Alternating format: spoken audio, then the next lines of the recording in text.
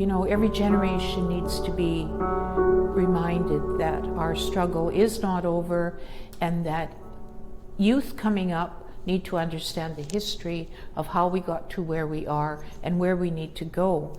So the fight for social change, it's not over. It continues with each generation. Danse, my name is Priscilla Settee. I'm Swampy Cree from Cumberland House, Saskatchewan.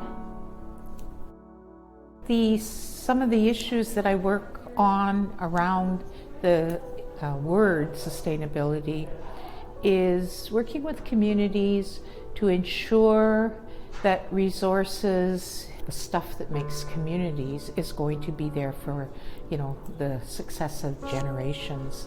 And development in terms of sustainable means would be that the community has a say in how we go forward. So we'd like to see a development model that really has conversations with the community, that involves, like women and children, the youth, and something that just doesn't, produce money only, but that really honors the lifeline of the community.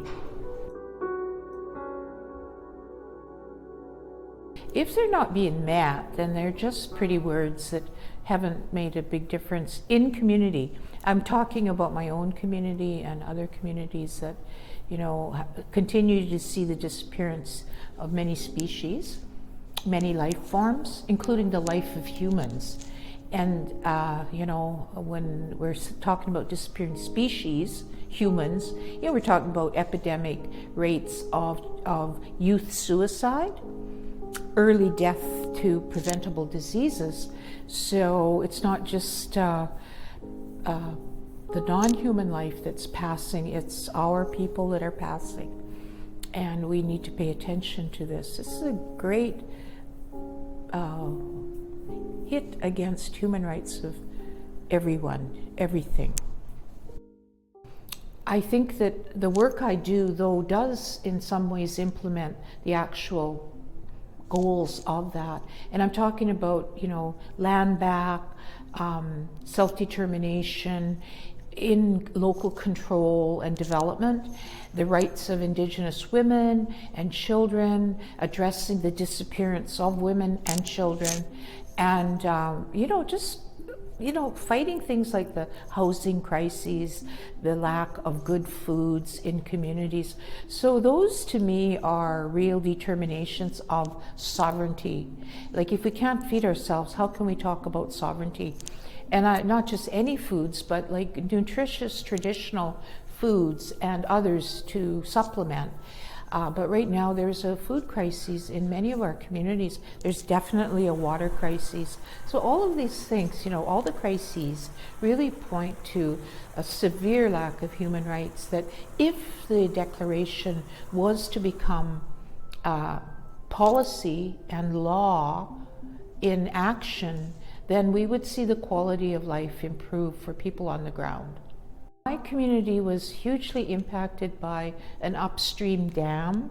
And so what happened was a lot of the large animals fled.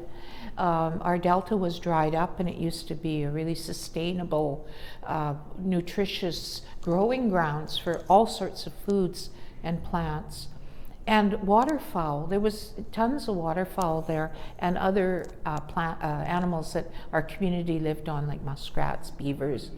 And so that is slowly, not so slowly, disappeared.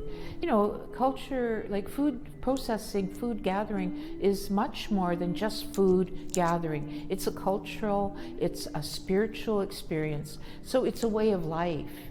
And, that way of life is disappearing, and all of the relationships that are included in that. So when I talk to the old trappers from my community for my David Suzuki Fellowship report research, these are the stories I heard about people who live on the land. So these are the important teachings that we it's a holistic perspective on how to live a good life. All ancestries rising. No one left out of the circle. This is what the oldest redwood on the peninsula told me. It is time to gather all into the circle, to build another way. The changes are coming hard and fast now. It is time to gather, to create the resilient systems that will carry us through. We cannot vaccinate our way out of this.